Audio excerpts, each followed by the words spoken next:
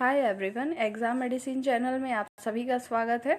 इस वीडियो में हम देखने वाले हैं फिजिक्स के अध्याय 6 को, जो कि Mahesh Kumar Varnwal practice workbook है, वहाँ से लिया गया है। जैसा कि आपको पता है कि हम लोग इस सीरीज़ को कंप्लीट कर रहे हैं। सबसे पहले हम फिजिक्स कर रहे हैं, फिर उसके बाद जो भी सब्जेक्ट होंगे उसको कवर करेंगे। MCQ फॉर्म में आपकी प्रैक्टिस होती है यहाँ पर, जिसका नाम है चैप्टर का ऊष्मा ताप और ऊष्मा गतिकी। आज इससे संबंधित सभी प्रश्नों को हम देखने वाले हैं।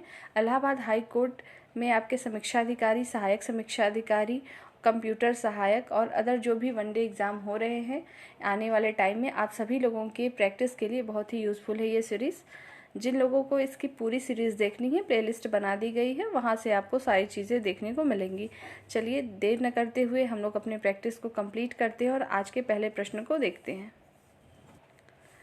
आइए देखते हैं। सबसे पहला प्रश्न दिया हुआ है कि किसी गर्म दिन में हम पेड़ के नीचे ठंडा महसूस करते हैं, जबकि टीन की चादर के नीचे नहीं। क्यों?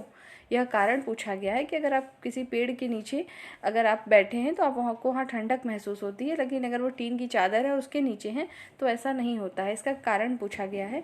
ऐसा इसलिए होता है क्योंकि पत्ते पानी छोड़ते हैं, जो कि वाष्प बनकर कुछ ऊष्मा को सोख लेते हैं। Option number D right answer हो जाएगा। अगले प्रश्न की ओर चलते हैं। अगला दिया है, किस ताप पर सेल्सियस और फ़ारेनहाइट पैमाने पर ताप एक समान रहता है, आपको बताना है। तो इसका राइट आंसर हो जाएगा -40 degree Celsius. Option number C right answer होंगे। आगे देखिए, निम्नलिखित में से किस स्थान पर जल का क्वथनांक उच्चतम होता है? सुंदरवन डेल्टा पर, माउंट एवरेस्ट पर, नील डेल्टा पर या मृत सागर में? तो मृत सागर में जो है जल का क्वथनांक उच्चतम होता है। Option number C right answer हो जाएगा। नेक्स्ट क्वेश्चन को देखिए, निम्नलिखित में से किसकी विशिष्ट ऊष्मा का मान सर्वाधिक होता है? कांच, तांबा, शीशा या जल? तो जो जल होता है उसकी विशिष्ट ऊष्मा का जो मान है वो सर्वाधिक होगा। Option number D right answer हो जाएगा। नेक्स्ट प्रश्न को देखिए, मोटर गाड़ी के इंजन को ठंडा करने के लिए जल को प्रयोग में लाया जाता है। क्यों लाया जाता है? क्योंकि जल की विशिष्ट ऊष्माधारिता उच्च होती है। Option number A right answer हो जाएगा। आप सब प्रश्नों को देखते चलिए, ये रिपीटेड प्रश्न है, हर एक एग्ज़ाम में आपको यहाँ से प्रश्न देखने को मिलते हैं। नेक्स्ट देखेंगे, भोजन बनाने वाले बर्तनों की तली काली एवं खुरदरी बनाई जाती है। ऐसा क्यों होता है? क्योंकि काले एवं खुरदरे पृष्ठ को अवशोषण क्षमता अधिक होती है। काले एवं जो खुरदरे पृष्ठ होंगे उसमें अवशोषण की क्षमता अधिक होती है। इस वजह से भोजन बनाने वाले जो बर्तन होंगे उनकी तली पे काले एवं खुरदरी बनाई जाती है। नेक्स्ट प्रश्न को देखिए, निम्नलिखित कथनों पे विचार करना है। तो उसके लिए हमें प्रश्न जो कथन दिए हैं, पहला और दूसरा, उसे पढ़ें। पहला देखिए, लिखा है डॉक्टरी थर्मामीटर का मापन स्केल जो है 35 डिग्री सेल्सियस से 42 डिग्री सेल्सियस तक होता है। अगला दिया है, डॉक्टरी थर्मामीटर में पारा का प्रयोग किया जाता है। पूछा है उपरोक्त में से कौन सा कथन सही है? तो आपके दोनों ही कथन सही हैं, इसलिए ऑप्शन नंबर सी राइट होगा। एक और दो दोनों सही हैं।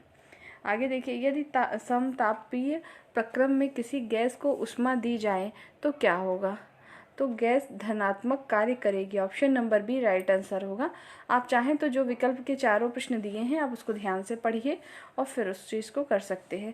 ऑप्शन आपको एग्ज़ाम में ज़रूरी नहीं है कि यही चारों देखने को मिले, हाँ, लेकिन जो राइट आंसर है ये ज़रूर मिलेगा, इसलिए इसको फोकस करते हुए आप चीज़ों को पढ़ते रहेंगे। आइए आगे देखते हैं। ऊष्मा में भंडारित जलवाष्प में भंडारित ऊष्मा है। जो जलवाष्प में भंडारित ऊष्मा होती है वो कौन सी होगी? तो उसे कहते हैं गुप्त ऊष्मा। जलवाष्प में भंडारित ऊष्मा कौन सी होती है? तो गुप्त ऊष्मा होती है। नेक्स्ट है, किसी द्रव पर वायुमंडलीय दाब कम करने पर क्या होगा? किसी द्रव पर अगर वायुमंडलीय दाब कम कर दिया जाए तो क्या होगा? ऑप्शन नंबर बी सही होगा कि द्रव का क्वथनांक कम हो जाएगा। ठीक है, नेक्स्ट देखेंगे, परम शून्य अर्थात जिसके नीचे ताप प्राप्त नहीं किया जा सकता लगभग कितना होता है? या तो पूछा जाता है परम शून्य ताप का मान क्या होगा, आपको बताना है। तो माइनस जो है 273 डिग्री सेल्सियस होगा। नेक्स्ट देखते हैं, बर्फ़ को लकड़ी के बुरादे में पैक क्यों किया जाता है? आप देखेंगे जहाँ पर बर्फ़ रखे रहते हैं आप लेने जाएंगे तो वहाँ लकड़ी के बुरादे में ही रखा जाता है। ऐसा क्यों होता है? क्योंकि बुरादा जो होता है ऊष्मा का कुचालक होता है, ठीक है, जिसे बर्फ़ को पिघलने नहीं देता है। नेक्स्ट देखिए, ठोस की अपेक्षा द्रव का प्रसार गुणांक मापने में कठिनाई क्यों होती है? ठोस की अपेक्षा द्रव का प्रसार गुणांक मापने में कठिनाई क्यों होती है? इसका राइट आंसर क्या हो जाएगा कि गर्म करने पर उनके पात्रों का भी प्रसार हो जाता है। Option number D right answer हो जाएगा। अगले प्रश्न को देखिए, प्रेशर कुकर जो आप घरों में यूज़ करते हैं, प्रेशर कुकर में खाना जल्दी पकता है, उसका क्या कारण है? अधिक दाब के कारण उबलते जल का ताप जो होता है बढ़ जाता है। Option number C right answer होगा। प्रेशर कुकर में खाना जल्दी क्यों बनता है? क्योंकि उसमें अधिक दाब हो जाता है, जिसके कारण जो उबलता जल है उसका ताप बढ़ जाता है, इसी कारण से जल्दी बन जाता है। आगे देखिए, दाब बढ़ाने पर बर्फ का गलनांक क्या होगा? तो बर्फ का गलनांक घटता है। Option number A right answer हो जाएगा। नेक्स्ट है, 1 टन एसी में 1 टन के उल्लेख से क्या तात्पर्य है? कुल मिला के इस प्रश्न में पूछा गया है कि 1 टन जो दिया है एसी के सेंस में पूछा है, इसका क्या मतलब है?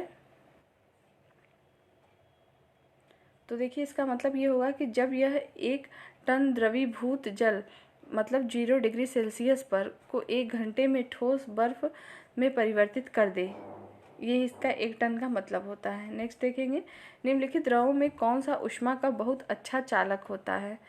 पारा, जल, ईथर, बेंजीन। तो हो जाएगा पारा। देखिए, हमेशा ध्यान रखिए कि जो ऑप्शन दिए है इसमें ज़रूरी नहीं है यही सब दिया गया हो, ठीक है, इसलिए राइट आंसर को ध्यान से देखते चलेंगे और रिवीजन करिए। एक बार पढ़ लेने देख लेने से कोई चीज़ें याद नहीं होती हैं। अभी लग रहा है कि हाँ इजी है, याद हो जाएगा, इसको रिवाइज करना पड़ेगा।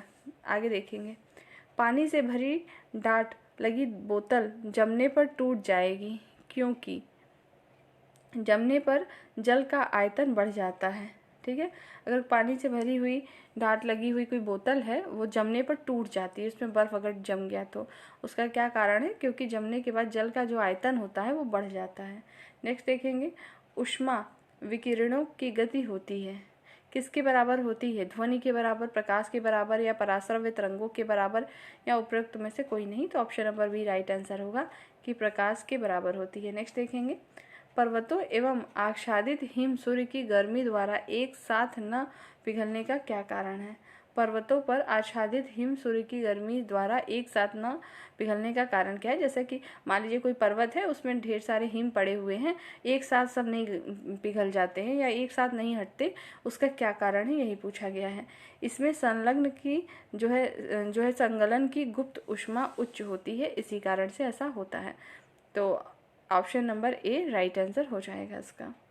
आगे देखते हैं, अगला दिया है, तापीय चालकता के संबंध में क्रम सही है। तापीय चालकता के संबंध में आपको क्रम बताना है। तो तापीय चालकता स्टील की सबसे ज़्यादा होती है, फिर जल की, फिर लकड़ी की। ये सीक्वेंस दिया हुआ है, इसे याद रखेंगे, स्टील, जल, फिर लकड़ी। नेक्स्ट देखिए, बहुत उच्च तापमान को मापने के लिए हम किसका प्रयोग करते हैं? तो ताप वैद्युत उत्ताप मापी का प्रयोग करते हैं। Option number C right answer होगा। नेक्स्ट है, अच्छे अवशोषक ही अच्छे उत्सर्जक होते हैं। अच्छे अवशोषक ही अच्छे उत्सर्जक होते हैं, ये आपके पिछले चैप्टर में भी आ चुका था प्रश्न। तो ये किरचॉफ नियम, किरचॉफ लॉ से संबंधित है। Option number C right answer होगा। अगला देखिए, ऊष्मा प्रवाह निम्नलिखित में से किसके अंतर का परिणाम होता है? जो ऊष्मा प्रवाह है निम्नलिखित में से किसके अंतर का परिणाम है? तो तापांतर। नेक्स्ट है, शीतकाल में ऊनी कपड़े हमें गर्म रखते हैं, ऐसा क्यों होता है? ठंडी में ऊनी कपड़े पहनने से गर्म क्यों लगता है? कि शरीर गर्माहट क्यों महसूस करता है, वो पूछा गया है। शरीर की ऊष्मा को बाहर जाने से रोकते हैं जो है उलेन आपके कपड़े। नेक्स्ट है, निम्नलिखित युग्मों पर विचार करना है, फिर उसके अनुसार आपको आंसर देना है। देखिए, पहला दिया है ऊष्मा शोषी, ऊष्मा अवशोषित की जाती है। ऑप्शन नंबर ए मतलब जो इसका कथन दिया है या अभिक्रिया या परिणाम है, ये पहला सही है। अगला देखिए, प्रकाश रासायनिक, प्रकाश उत्सर्जित होता है, तो ये गलत हो जाएगा।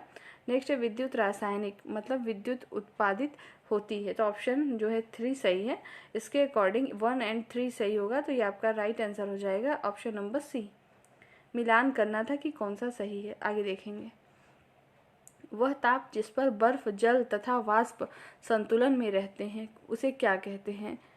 बताना है कि वह ताप जिस पर बर्फ, जल तथा वाष्प संतुलन में रहें उसे हम कहते हैं त्रिक बिंदु, triple point. Option number D right answer हो जाएगा। अगला देखिए, समतापी अवस्था में आदर्श गैस को दी गई ऊष्मा काम आती है बाह्य करने पर। Option number C right answer हो जाएगा। अगला प्रश्न देखिए, तरल पदार्थ का घनत्व गर्म करने पर क्या होता है? बढ़ जाता है, घट जाता है, अपरिवर्तित रहता है या इनमें से कोई नहीं? तो तरल पदार्थ का घनत्व गर्म करने पर कम हो जाता है। Option number A right answer होगा। अगला प्रश्न है, नियत ताप पर पदार्थ की अवस्था परिवर्तन हेतु आवश्यक ऊष्मा की मात्रा क्या होती है? तो गुप्त ऊष्मा होती है। Option number C right answer हो जाएगा। अगला देखिए, किसी पदार्थ की विशिष्ट ऊष्मा निर्भर करती है। तो किसी पदार्थ की जो है विशिष्ट ऊष्मा पदार्थ की प्रकृति पर निर्भर करती है, न कि पदार्थ के द्रव्यमान पर या पदार्थ के। देखिए दोनों ऑप्शन सेम दे दिया है, ए एंड बी, तो ये दोनों गलत ही है। वैसे राइट आंसर आपका सी होगा कि पदार्थ की प्रकृति पर निर्भर करता है कि जो है कि पदार्थ की विशिष्ट ऊष्मा जो है कैसी होगी। अगला देखेंगे, ठोस से द्रव में पदार्थ की अवस्था परिवर्तन को क्या कहते हैं? अगर कोई ठोस है उसको द्रव में परिवर्तित होता है तो उसकी अवस्था परिवर्तन को क्या कहेंगे? तो उसे गलनांक कहते हैं। Option number A right answer हो जाएगा। अगला देखेंगे, मिट्टी के घड़े में निम्न में से किस क्रिया के कारण जल ठंडा रहता है?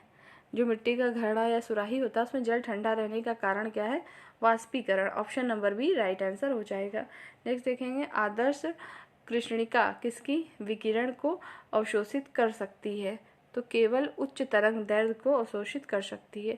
ऑप्शन नंबर बी सही होगा। नेक्स्ट देखिए, कणों के द्वारा ऊष्मा स्थानांतरण की क्रिया को क्या कहते हैं? तो उसे चालन कहते हैं। कणों के द्वारा ऊष्मा स्थानांतरण की क्रिया को चालन कहते हैं। नेक्स्ट क्वेश्चन को देखते हैं, यदि वायु का तापमान बढ़ता है तो उसकी जलवाष्प ग्रहण करने की क्षमता क्या हो जाएगी? तो उसकी जलवाष्प ग्रहण करने की क्षमता बढ़ जाती है। यदि वायु का तापमान बढ़ता है तो उसके जलवाष्प ग्रहण करने की क्षमता भी बढ़ जाएगी। मतलब मान लीजिए तालाब है या कोई चीज़ पानी यहाँ रखा हुआ है और अगर जो वायु है उसका हीट बढ़ा दिया जाए या गर्मी ज़्यादा हो गई तो जो यहाँ पानी है, जल है, तो उसका अवशोषण ग्रहण करने की क्षमता बढ़ जाएगी। वही पूछा है।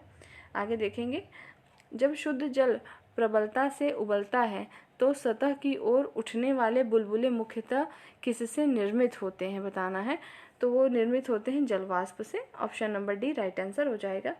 अगला देखिए, वायु की क्षैतिज गति से होने वाले ऊष्मा के अंतरण को क्या कहते हैं? वायु की क्षैतिज गति से होने वाले ऊष्मा के अंतरण को कहते हैं अभिवहन। Option number B right answer हो जाएगा। अगले प्रश्न की ओर चलते हैं। देखिए अगला प्रश्न आपका दे रखा है, निम्नलिखित कौन सा तापमापी सीबेक प्रभाव पर आधारित है? तो ताप युग्म तापमापी जो है सीबेक पर आधारित है। Option number C right answer है। नेक्स्ट देखते हैं, परम शून्य ताप है वह ताप जिस पर सभी द्रव पदार्थों के वाष्प जम जाते हैं। पूछा जाए कि जो है परम शून्य ताप क्या है?